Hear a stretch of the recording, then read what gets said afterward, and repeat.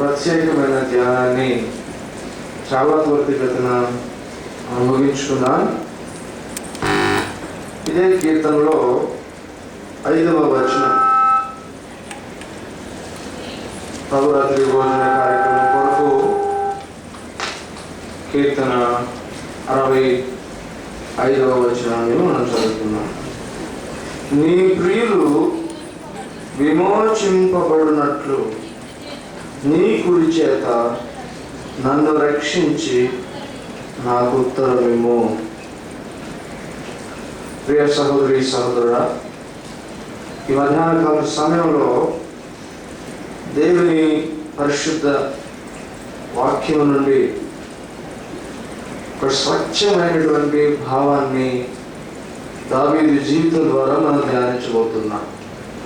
అదేమిటంటే, నీ ప్రియులు విమోచింపబడినట్లు నా కుడి చేత నన్ను రక్షించి నాకు ఉత్తరమిమ్ము.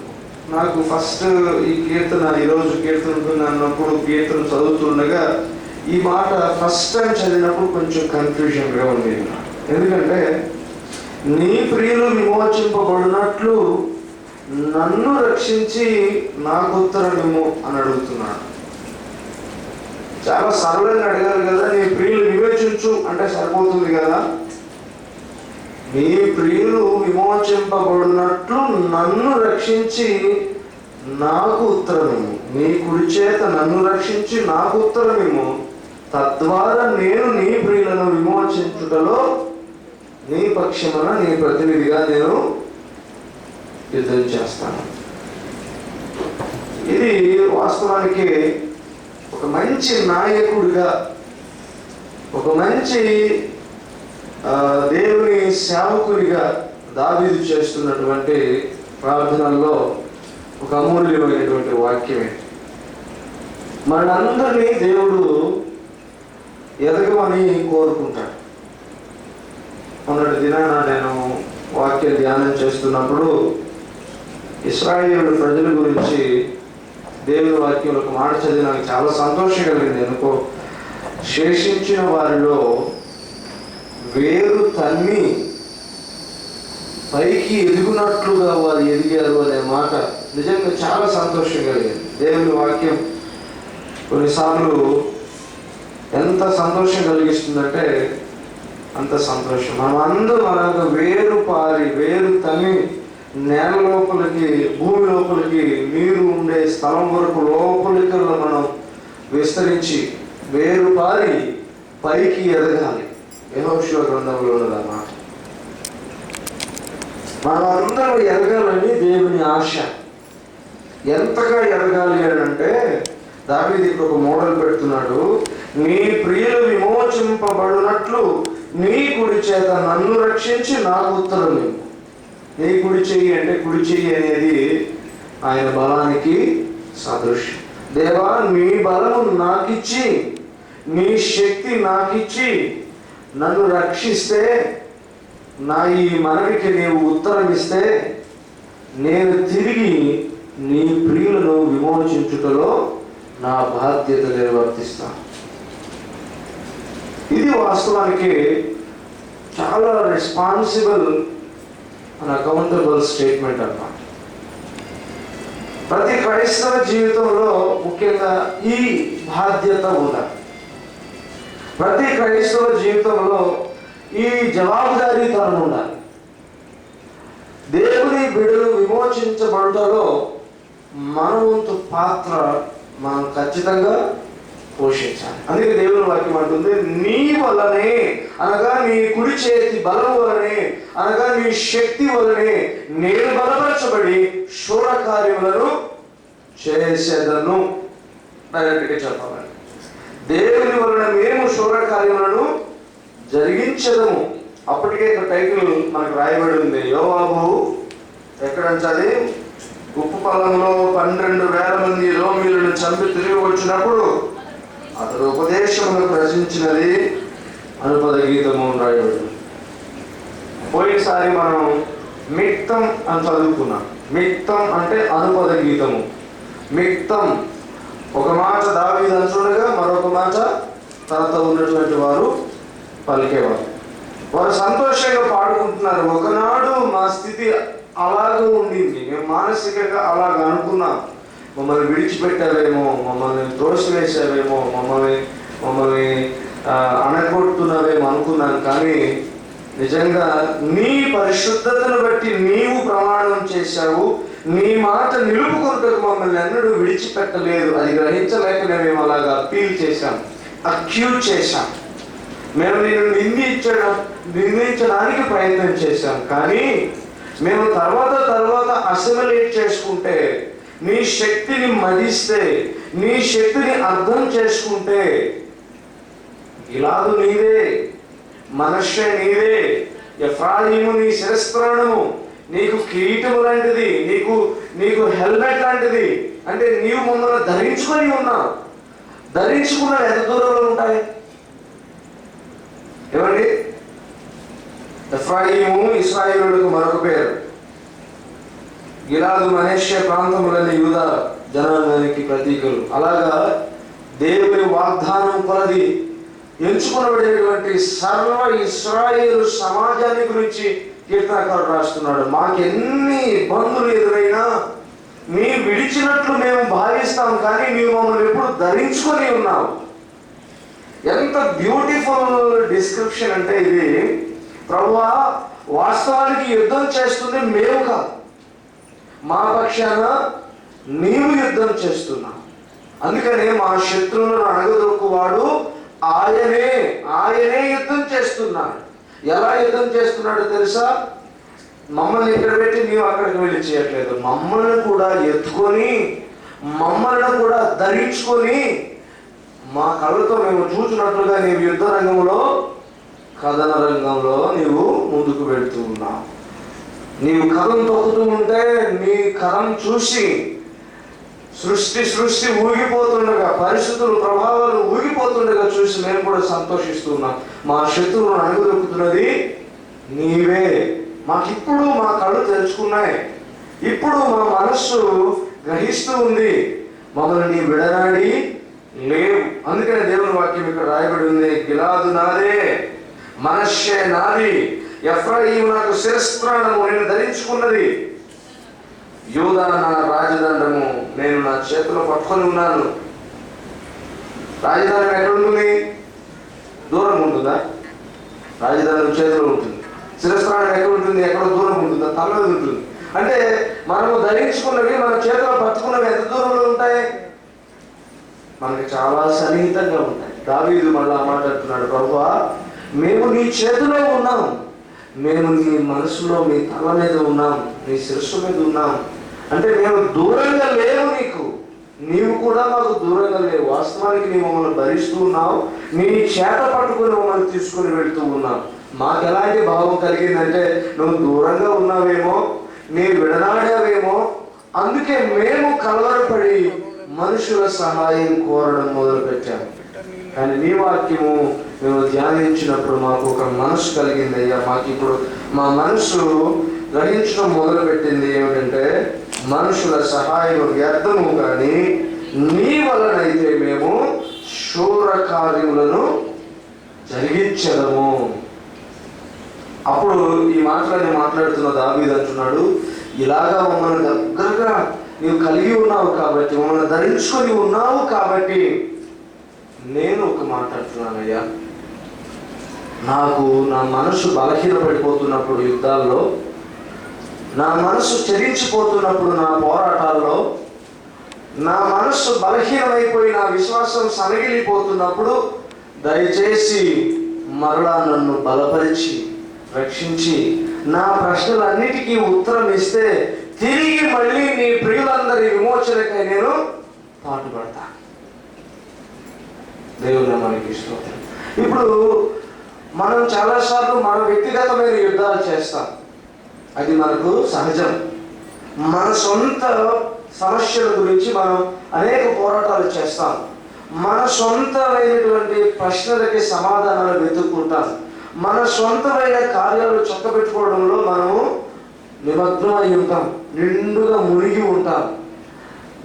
మనము దేవుని సేవకులు అంటున్నట్లుగా ఇతరుల కార్యములలో పాలు పంపులు పొందుకోవడం అనేది చాలా తక్కువగా ఉంటుంది కొన్నిసార్లు. అది అలాంటి సమయంలో మనం వెంటనే గ్రహించాలి, నా సొంత పోరాటాలే చేస్తున్నానా, నా సొంత సమస్యలతోనే సతమతమైపోతున్నానా, నా సొంత విశ్వాస బలహీనతతోనే పోట్లాడుతున్నానా, తిరిగి నేను ఇతరుల విషయం కూడా చూస్తున్నాను. ఎంత చక్కగా మాట్లాడుతున్నాడంటే దావీదు, అయ్యా నీ ప్రియులు విమోచింపబడినట్లుగా నీ కుడి చేత నన్ను రక్షించి నాకు ఉత్తరమివ్వు, నాకు బలమివ్వు, నాకు శక్తినివ్వు, నా విశ్వాసమును దృఢపరచు, నా ఆత్మను బలపరచు, నా శరీరమును బలపరచు, ఎట్టకేలకు నన్ను ఒక నాయకుడిగా నిలబెట్టు, నాకు ఆ శక్తినివ్వు. అప్పుడు నేను నీ విక్టరీని ఎంజాయ్ చేస్తూ నేను ఒక్కడిని చప్పట్లు కొట్టుకుంటాను అనట్లేదు, కానీ నేను నీ ప్రియులు విమోచింపబడినట్లుగా తిరిగి వారి విషయంలో నేను పోయి యుద్ధం చేస్తాను. నా కోసమే కాదు, నేను నా సహోదరుడి కోసం కూడా యుద్ధం చేస్తాను. ఎందుకంటే నాకు ఇప్పుడు ఒక మంచి అవగాహన కలిగింది. ఏమిటంటే నీవు సహాయం చేస్తే జరిగేవి శూరకార్యములే. నీవు సహాయం చేస్తే, నీవు బలము దయచేస్తే, నీవు సహాయము దయచేస్తే జరిగేవన్నీ శూరకార్యాలే. నీవు సహాయం చేస్తే నాకు జరిగేవి, నీ ప్రియులకు జరిగేవన్నీ మేలులే అని దావీదుకి అర్థమై, అంచేత దావీదు అంటున్నాడు, అయ్యా నేను నీ ప్రియుల విమోచన కోసం నేను యుద్ధం చేయాలనుకుంటున్నా, నీ ప్రియులకు సహాయం చేయాలని నేను తీర్మానం చేసుకుంటున్నా, వారి పోరాటంలో కూడా పాలు పంపులు పొందాలని ఆశపడుతున్నాను, వారి యుద్ధాలను కూడా నేను చేయాలని ఆశపడుతున్నాను, వారి పక్షంగా నేను నిలబడాలనుకుంటున్నాను. కాబట్టి నన్ను రక్షించు, నాకు ఉత్తరమేమో. నాకు చాలా కన్ఫ్యూజన్స్ ఉన్నాయి, నాకు చాలా డౌట్స్ ఉన్నాయి, నా మనసు కొన్నిసార్లు చెలిస్తూ ఉంది. ఇంతకు విడనాడావేమో, మా మీద కోపగించావేమో, నీ ముఖము తిప్పుకున్నావేమో అనిపిస్తుంది. నీవు నాతో మాట్లాడి లేదు, నీవు ఎంత దగ్గరగా ఉన్నావో నాకు బోధిస్తే ఆ బలముతో నేను నీ బిడ్డల పక్షాన నిలబడతాను. నిజమండి, కొన్నిసార్లు మనం శారీరకంగా బలంగా ఉన్నా మానసికంగా బలహీనమైపోతే అంతటికీ బలహీనమైపోతాం. మనస్సు బలంగా ఉంటే శరీరంలో ఎంత బలహీనత ఉన్నా బలంగా ఉండగలం. దావీదు అంటున్నాడు, ప్రభువా నేను బలంగా ఉండాలి అనుకుంటున్నాను. దేవుని మాటలు ధ్యానం చేస్తున్నప్పుడు దావీదు హృదయంలోనికి దేవుడు కొన్ని తలంపులు పోశాడు. గతంలో దావీదు వాక్యాన్ని జ్ఞాపకం చేసుకుంటున్నాడు. యాకోబు తన బిడ్డలను ఆశీర్వదిస్తాడు, ఇశ్రాయేలును ఆశీర్వదిస్తాడు. ఆ ఆశీర్వాదాలన్నింటినీ దావీదు జ్ఞాపకం చేసుకుంటున్నాడు. అంటున్నాడు, ఎఫ్రాయిమును నువ్వు ధరించుకుని ఉన్నావు, యూదాను నీ చేత దండముగా పట్టుకొని ఉన్నావు. ఎఫ్రాయిం అంటే ఇశ్రాయేలు తెగలన్నిటికీ సబ్స్టిట్యూట్ నేమ్, అంటే బదులు పేరు. ఎఫ్రాయిం అంటే ఇశ్రాయేలు జనాంగం అంతా అని అర్థం. యూదా అంటే రాజ్యం రెండుగా. తర్వాత వీళ్ళు దావీదు కాలంలో ఈ రెండు ప్రాముఖ్యమైనటువంటి పేర్లు, రెండు భాగాలను గుర్తిస్తున్నటువంటి పేర్లు. 10 గోత్రాలను కలిపి ఎఫ్రాయిమీయులని, 2 గోత్రాలను కలిపి యూదా అని సబ్స్టిట్యూట్గా చెప్పబడిన పేర్లు. అప్పుడు దావీదు ఏమన్నాడంటే, నీ ప్రజలందరినీ నువ్వు ధరించుకొని దగ్గరగా కలిగి ఉన్నావు, చాలా సన్నిహితంగా ఉన్నావు. అలా నీవు సన్నిహితంగా ఉన్న బట్టి మేము శూర కార్యములను జరిగించాము. ప్రియ సహోదరి సహోదరుడా, ఈ విషయంలో నేను ఆలోచన చేస్తూ ఉన్నాను. ఒకవేళ నేను ఒక తీర్మానం చేసుకొని సంఘములో ఉన్నటువంటి ప్రతి సహోదరి సహోదరుని యొక్క బాధ్యత భారం విషయంలో నేను ప్రార్థన చేస్తాను, వారి పక్షాన ఆత్మీయ పోరాటం చేస్తాను అని తీర్మానం చేసుకుంటే నా ఒక్కడి వల్ల అవుతుందా? ఒకవేళ నాకు తెలిసిన అనేక మంది పక్షాన నేను పోరాటం చేసి గెలవడం నాకు ఒక్కడికే సాధ్యం అవుతుందా అని ప్రశ్నించినప్పుడు దేవుని వాక్యం సెలవిస్తుంది, అవుతుంది. ఎందుకు అంటే దావీదే దానికి చక్కని ఆన్సర్ చెప్తున్నాను. నన్ను నీవు బలపరిస్తే, నీ కుడి చేత నన్ను రక్షిస్తే, నీ బలము నాకు దయచేస్తే, నేను ఎలా చెయ్యాలో నాకు నేర్పిస్తూ నీ ఆలోచన చెబుతూ కనుక ఉంటే నేను ఒక్కడినైనా నీ ప్రియులను విమోచించడం కోసం పాటుపడతాను. నేను ఒక్కడినైనా జయించగా. దేవుని వాక్యంలో అలాంటి సంఘటనలు చాలా ఉన్నాయి. నేను త్వరగా చెప్పి త్వరగా ముగిస్తాను. ఏమిటంటే దేవుడు కొన్నిసార్లు ఒక గుంపు ద్వారా కార్యాలు చేసిన సంఘటనలు ఉన్నాయి. అలాగే ఒక్కొక్కరి ద్వారా ఘనమైన కార్యాలు, గొప్ప కార్యాలు చేసిన సంఘటనలు కూడా చాలా ఉన్నాయి, అనేకంగా ఉన్నాయి దేవుని వాక్యంలో. మనం చూస్తాం, యోసేపు ఒక్కడిని వాడుకొని దేవుడు 41వ అధ్యాయము 28వ వచనం నుంచి 54వ వచనం వరకు ఉన్న సంఘటన మనం చదివితే, యోసేపు ఒక్కడిని వాడుకొని ఐగుప్తు దేశం అంతటిని, భవిష్యత్ తరంలో ఇశ్రాయేలుగా మారనున్న ఇశ్రాయేలుల కొద్ది కుటుంబాన్ని దేవుడు అద్భుత రీతిలో 7 సంవత్సరాలు పోషించాడు. యోసేపు ఒక్కడి ద్వారానే ఆ ఐగుప్తు రాజ్యమంతటిని 7 సంవత్సరాల కరువు నుంచి తప్పించగలిగాడు. దావీదు ఒక్కడినే వాడుకుని గొలియాతును సంహరించాడు. ఇశ్రాయేలు సైన్యం అంతా పారిపోతుంటే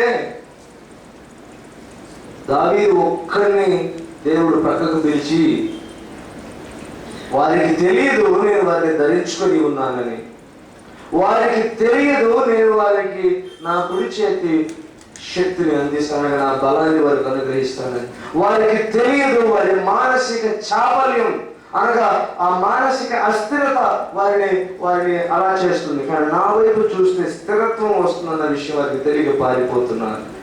నీవు గనక నా వెంట వస్తే నిన్ను ఒక్కడినే వాడుకొని గొలియాతు నేను సంహరించున్నాను. ఏలియాను ఒక్కడినే వాడుకుని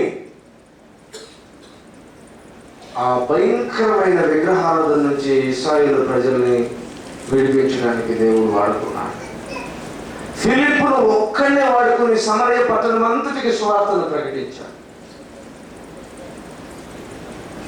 శిష్యులందరూ పౌలుని చూసి భయపడి అతను నిజంగా మారాడో లేదోనని వారు లోపల ఆలోచన చేస్తున్నప్పుడు బర్నబాస్ ఒక్కడినే వాడుకొని పౌలుని పరిచర్యకు వాడుకున్నాడు. అలాగే ఫైనల్గా చూస్తే యేసు క్రీస్తు మానవునిగా ఒక్కడిగా మానవ జాతి అంతటికి రక్షణ కలిగించడంలో ఆయన సఫలీకృతుడయ్యాడు. దేవుడు వాక్యం సెలవిస్తుంది, దేవుడు శక్తిని ఇస్తే, దేవుడు జ్ఞానం ఇస్తే కాని పని అంటూ ఏమీ లేదు. ఒక్కడైనా బలగం ఉండనక్కర్లేదు. అన్నిసార్లు చాలాసార్లు మన లాజిక్ ఎట్లా ఉంటుందంటే, ఒక పని చేయాలంటే మన వెనక 10 మంది సపోర్ట్ ఉండాలి, మనం చేసే పనికి 10 మంది సహకారం కావాలి. ఇది మానవీయమైనటువంటి ఆలోచన. ఎవరు లేకపోతే, ఎవరు నీకు సపోర్ట్ చేయకపోతే, అందుకే ఆ మాట కూడా దావీదు అన్నాడు, మనుషుల సహాయము వ్యర్థము. వ్యర్థము అనే మాట అర్థం ఇంకా అసలు మనుషులు నువ్వేం అడగద్దు, ఏం చేయొద్దని కాదు, కానీ తాత్కాలికం అని దాని అర్థం. మనుషులు సహాయం చేస్తే తాత్కాలికం. వ్యర్థము అనే మాటకు హిబ్రూ వర్డ్ చూస్తే వేపర్ అని అర్థం. ఆవిరి వంటిది. మనుషులు సహాయం చేస్తారు కొంత మేర, కానీ దాని యొక్క పరిధి తాత్కాలికంగా ఉంటుంది. కొద్ది దినాలే ఆ సహాయం మనకు మేలు చేస్తుంది. తర్వాత మళ్ళీ మనకు కొరత ఏర్పడుతూనే ఉంటుంది. కానీ దేవుని విషయంలో దావీదు అంటున్నాడు, నీవు సహాయం చేస్తే శూర కార్యాలు చేస్తాను, శాశ్వత ప్రయోజనాల కోసం నీ కార్యాలు జరుగుతాయి. దేవుని వాక్యం అంటుంది, నీ నా జీవితంలో అనేక మంది అనేక విధాలుగా మేలు చేసి ఉండవచ్చు, కానీ వారికంటే కూడా దేవుని సహాయం అది నిరంతర ప్రయోజనం చేకూరుస్తూనే ఉంటుంది. మనుషుల సహాయం కొద్ది కాలమే ఉంటున్నది. దేవుడు కొన్నిసార్లు మనుషులనే వాడుకొని సహాయం చేస్తాడు.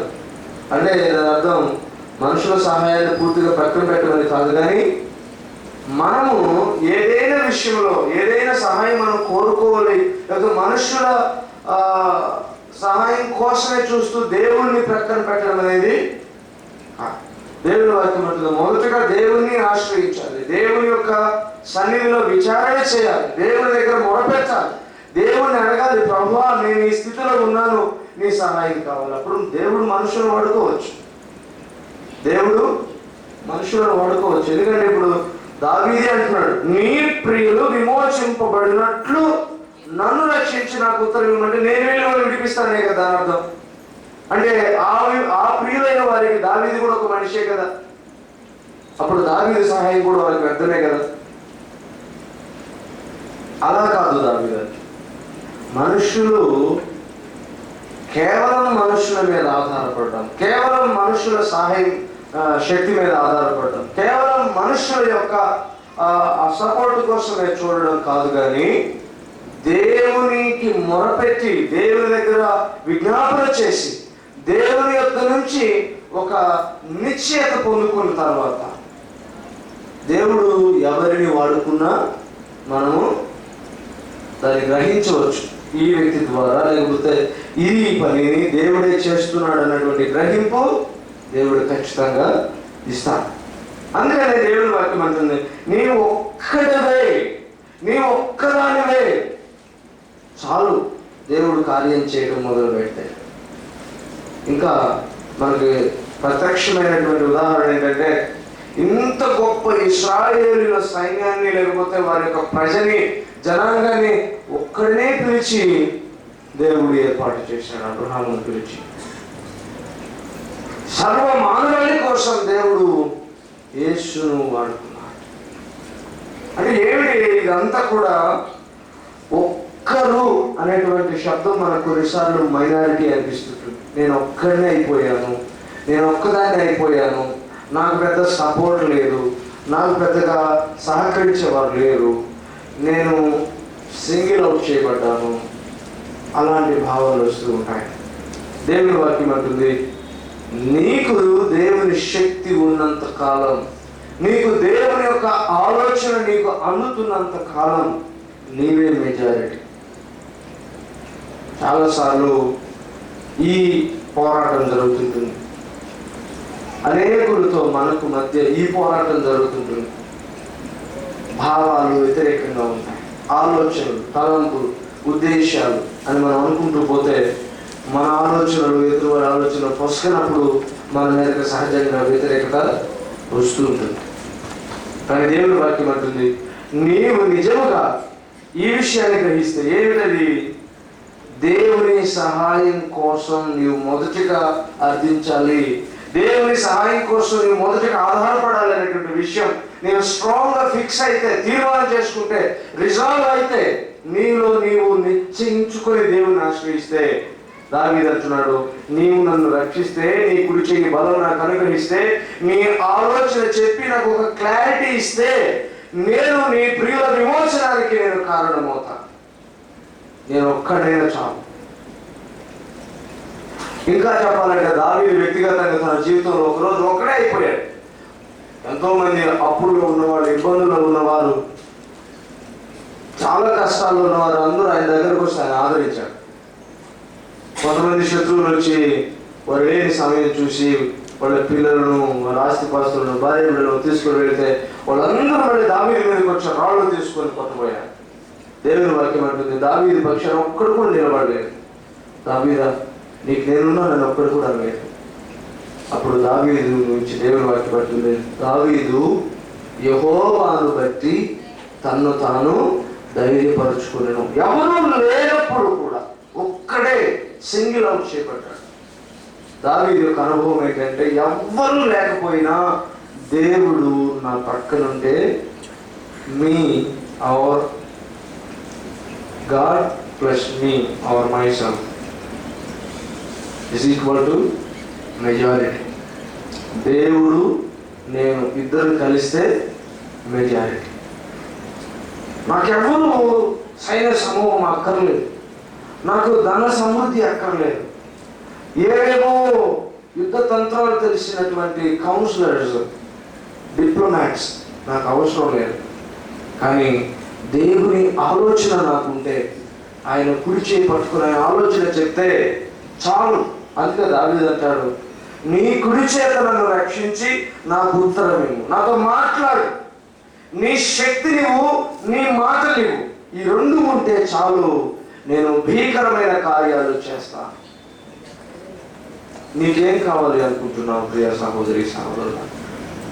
అనేక సార్లు మనకి కొంత లిస్ట్ ఉంటుంది. దేవుని సన్నిధికి వెళ్ళి, ప్రభువా నేను ఈ పని చేయాలంటే నాకు ఇంత డబ్బు కావాలి, నేను ఈ పని చేయాలంటే నాకు ఇంతమంది మనుషుల సపోర్ట్ కావాలి, నేను ఈ పని చేయాలంటే నాకు ఇంత జ్ఞానం కావాలి, నేను ఈ పని చేయాలంటే నాకు ఇన్ని కావాలి, అన్ని కావాలి.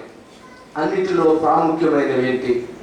దావీదు అంటాడు, ప్రభువా నీ బలం కావాలి, నీ మాట కావాలి, నీ మాట, నీవు నాతో మాట్లాడి నీ జ్ఞానం ఇస్తే చాలు, నీ శక్తిని ఇస్తే చాలు, నేను ఎంత గొప్ప కార్యాలైనా అవలీలగా చేయగలను.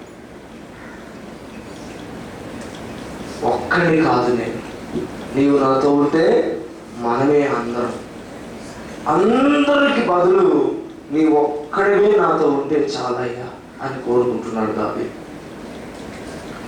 కొన్నిసార్లు క్రైస్తవ జీవితంలో మనం ఎదుర్కొనేటువంటి ఒక పెద్ద సవాలు ఏంటంటే, మనం దేవుని విషయంలో ఏదైనా ఒక మంచి ఆలోచన చేసి దేవుని కోసం దేవుడు చెప్పిన పంథాలో మనం వెళ్తూ ఉంటే మన చుట్టూ ఉన్న వాళ్ళే మనకు వ్యతిరేకం అవుతారు.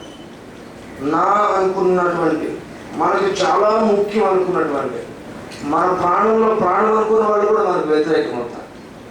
ఎందుకంటే వారితో దేవుడికి ఉన్న అనుబంధం అంతగా ఉండకపోవచ్చు.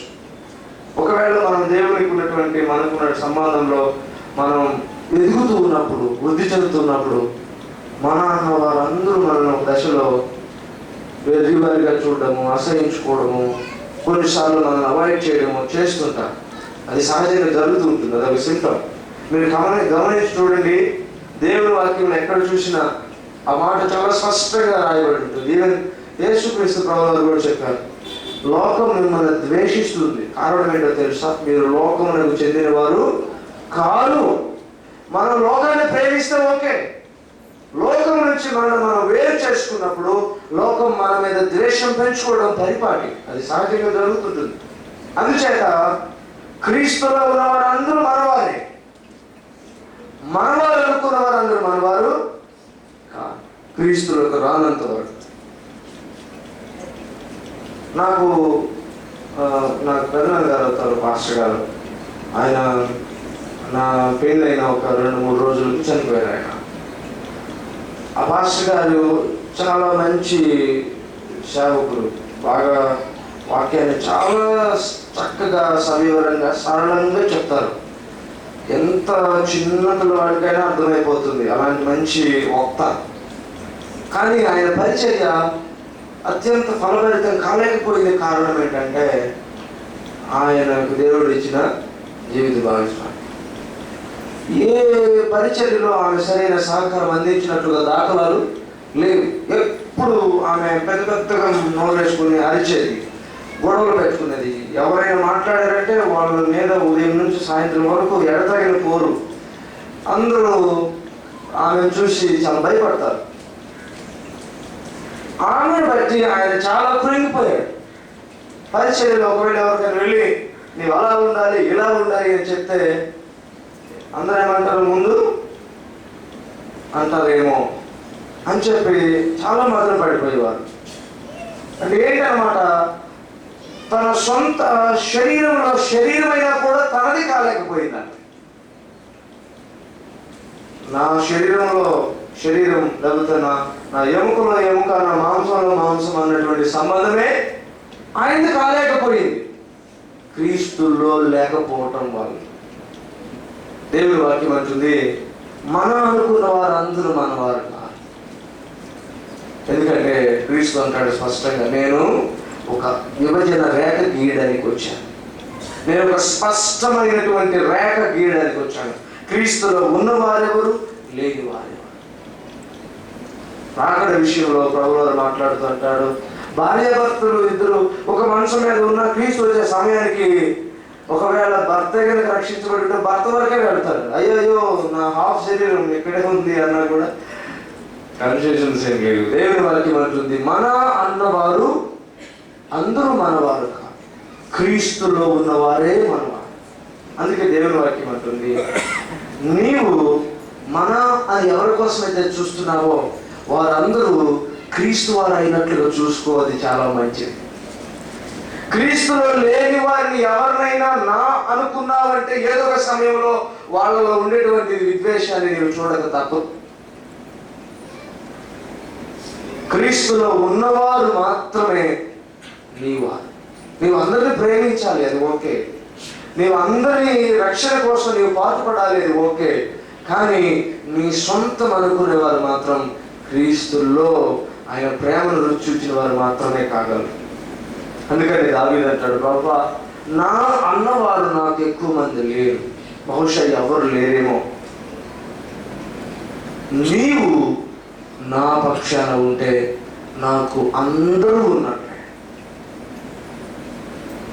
దేవుని వాక్యం సెలవిస్తుంది, ఆయన మనం కలిస్తే ఆయన వలన శూర కార్యములు చేస్తాం. దేవుడు కనుక మన పార్ట్నర్ అయితే, దేవుడు కనుక మన సహకారి అయితే, దేవుడు కనుక మన సహచారి గనక అయితే, అంటే మనతో కలిసి నడిచేవాడు కనుక అయితే, మనతో పాటు పాలు పంపులు పొందేవాడైతే ఖచ్చితంగా రిజల్ట్ శూర కార్యాలు. ప్రియ సహోదరి సహోదరుడు, ఒక మాట నన్ను చాలా వేధిస్తుంది కొన్ని దినాలుగా, ముఖ్యంగా ఈ వచనం. గత 5-6 సంవత్సరాలుగా, లేదు 2-3 సంవత్సరాలు, లేదు లాస్ట్ సంవత్సరం, లేదు ఈ సంవత్సరం జనవరి నుంచి మనం ప్రశ్నించుకుంటే, నేనేమి శూర కార్యం చేశాను? నేనైతే చాలా సిగ్గుపడ్డాను. నేను ఏం చెప్పుకోదగిన కార్యం చేశాను? నేను ఏం గొప్ప పని చేశాను? నేను ఏ ఆశ్చర్య కార్యం చేయగలిగాను? అంటే ప్రభు కోసం ఏ గొప్ప పని చేయగలిగాను? ఏ ఆత్మీయ కార్యం నేను చేయగలిగాను? ఏం చేయగలిగాను?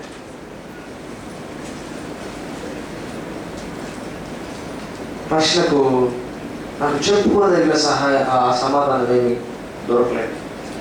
నాకు వెంటనే ఒక సందేహం కూడా కలిగింది, ఇంతకు నేను దేవునితో ఉన్నానా? అంటే దేవునితో సహకరిస్తున్నానా? ఎందుకంటే దేవుని వలన నేను శూర కార్యాలు చేసే పని అయితే, శూర కార్యాలు జరగలేదంటే దేవుని వల్ల ఏ కార్యాలకు నేను సహకారం అందించడం. చాలా సార్లు మనం అడుగుతాం, ప్రభా నాకు సహకారం అందించు, నాకు సహకారం అందించు, నాకు సహకారం అందించు. నేను ఒక్కడే ఉన్నాను, ఒక్కడే పోరాడుతున్నాను, ఒక్కడే. ఆయన అంటున్నాడు, నేను కూడా ఒక్కడే. నాతో నువ్వు సహకరిస్తే నువ్వు శూర కార్యాలు చేస్తావు. నీ తరఫున ఎవరు చేసుకున్నారు? నేను ఒక్కడే చేసుకున్నాను. వాస్తవానికి ఇది మన ఇద్దరం కలిసి చేయవలసిన టాస్క్. ఆయన అట్లా కండిషన్ రాశాడు, అంటే మనం లేకపోతే ఆయన చేయలేడని కాదు, కానీ ఆయన కొన్ని ప్రాజెక్ట్స్ సైన్ చేశాడు. నేను పలానా ఇద్దరు కలిసి ఇది చేస్తాం, నేను పలానా కలిసి ఈ ప్రాజెక్ట్ పూర్తి చేస్తాం. ఆయన మనసులో కోట్ల ప్రాజెక్ట్స్ ఉన్నాయి. మనందరి పట్ల ఒక్కొక్క సెపరేట్ ప్రాజెక్ట్ మనందరిని అసైన్ చేశాడు. ఒక్కొక్కరికి ఒక్కొక్క సెపరేట్ ప్రాజెక్ట్ చేయాలి. మన ప్రాజెక్ట్ లేట్ అయిపోతా ఉంది. కారణం అంటే ఆయనతో మనం సహకరించడం లేదు కనుకనే. మనం నిజంగా ఆయనతో సహకరిస్తున్నామంటే నో డౌట్ అక్కడ కేవలం శూర కార్యాలు మాత్రమే జరుగుతాయి. నాకు ఒక ప్రశ్న, ప్రభా నేను ఒక్కడనే ఉంటున్నాను, నేను ఒక్కడనే సందేహం కలుగుతుంది, నేను ఒక్కడేనన్నా ఆ మైనారిటీ ఫీలింగ్ కలుగుతుంది, నేను శూర కార్యాలు చేయలేకపోతున్నాను. కారణం నేనని గ్రహించలేకపోయానయ్యా. దావీదు అన్నట్లుగా నీ కుడి చేయి పట్టుకొని, నీ కుడి చేతులను పట్టుకొని అని నీ బలము నాకు అందించి నీ ఆలోచన చెప్తుంటే నేను విమోచన కార్యాలు చేస్తాను, విడుదల కార్యాలు చేస్తాను. నీ ప్రియులు, నీ బిడ్డలు విమోచింపబడినట్టుగా నేను కార్యాలు చేస్తాను. ఆశ అయితే ఉంటుంది, ఆచరణే ఉండదు. చాలాసార్లు మనం అడుగుతాం, ప్రభువా నీ బలం దయచి, నీ బలం ఎలా ఇస్తాడు ఆయన బలము? మన బలాల మీద మనం ఆధారపడితే ఆయన బలము ఆయన దగ్గర మనం దీన మనస్కులు కావాలి. మన బలం మీద మనం ఆధారపడి సాధ్యపడినంత వరకు మనం హార్టీ మైండెడ్తోనే ఉంటాం. ఒక రకమైన పొంగు గర్వం ఉంటుంది, నాకు అది వచ్చు, ఇది వచ్చు, అది ఉంది, ఇది ఉంది. దేవుని వాక్యం ఉంటుంది, you suppose not to be independent. ఎప్పుడు కూడా నీవు ఇండిపెండెంట్గా ఉండాలని అనుకోవద్దు. నీవు దేవుని మీద ఆధారపడుతూనే ఉండాలి. దేవుని వాక్యం సెలవిస్తుంది, నీవు చేయవలసిన పనులు నీవు చేయవచ్చు. దేవుని సహకారం చేత శూరకార్యాలు చేపిస్తాడు నీ చేత, ఓకే. కానీ నీవు దేవుని మీద ఆధారపడడం మాత్రం ఆపకూడదు. నీ ద్వారా పనులు అవుతున్నప్పటికీ, నీ స్వశక్తి చేత కొన్ని ఘనమైన కార్యాలు జరుగుతున్నప్పటికీ నీవు దేవుని మీద ఆధారపడడం మాత్రం ఆపకూడదు. ఆయన మీద ఆధారపడడం అంటే ఆయనలో నివసించడమే. ఆయన మీద ఆధారపడడం అంటే ఆయనలో విశ్వసించడమే.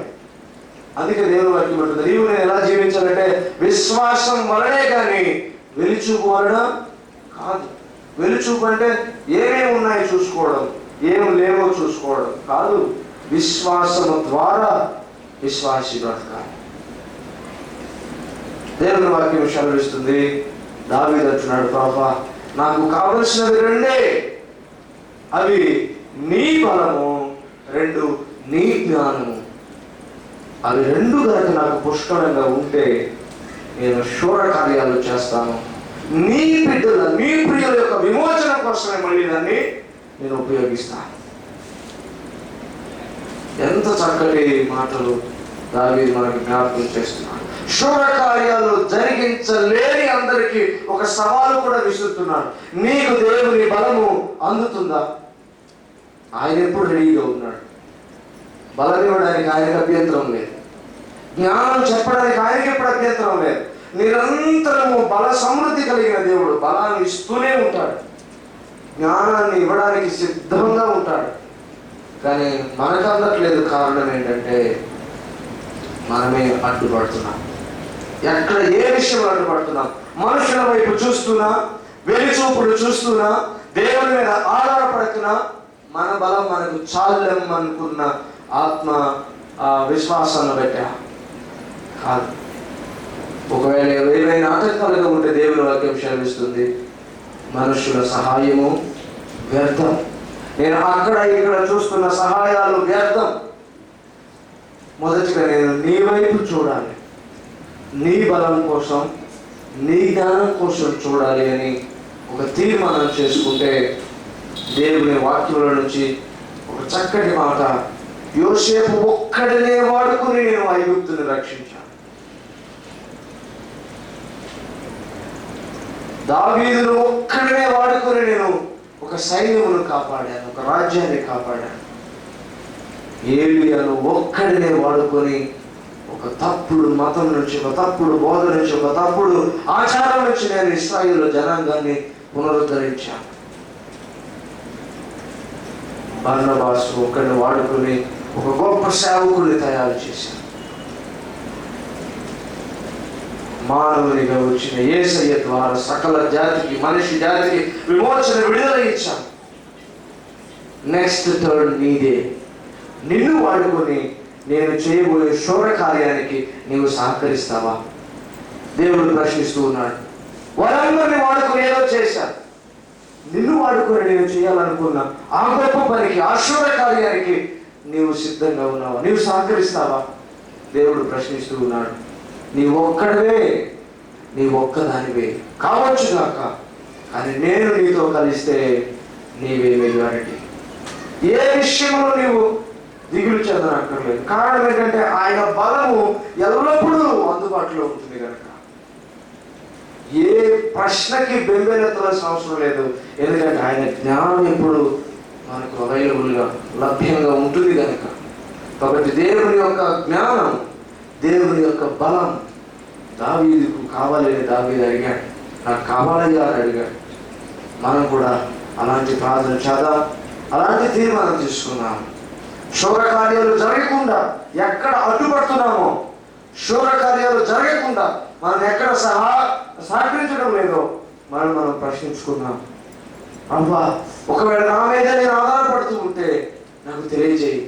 నా బుద్ధి, నా బలము, నా జ్ఞానం మీద నేను ఆధారపడి ఇండిపెండెంట్గా ఉంటే నన్ను డిపెండెంట్గా మార్చయ్యా. ఒకవేళ నా తలాంతుల మీదనే నేను అతిశయిస్తూ ఉంటే నా నా దృష్టి మార్చయ్యా. దావీదులాగా నీ బలం కోసం, నీ జ్ఞానం కోసం ఆధారపడడం నేర్పించయ్యా. తద్వారా నేను శూర కార్యాలు చేస్తాను. నా కోసం నిన్ను నీవుగా సమర్పించుకున్నావు, మరి నీ కోసం నన్ను నేరుగా సమర్పించుకునే శక్తి, ఆ మనసు నాకు ఇవ్వయ్యా. అడ్డుపడడం మానివేసి ఆధారపడటం నేర్పించయ్యా. అతిశయించటం మానివేసి ఆరాధించడం నేర్పించయ్యా అని ప్రార్థన చేద్దాం.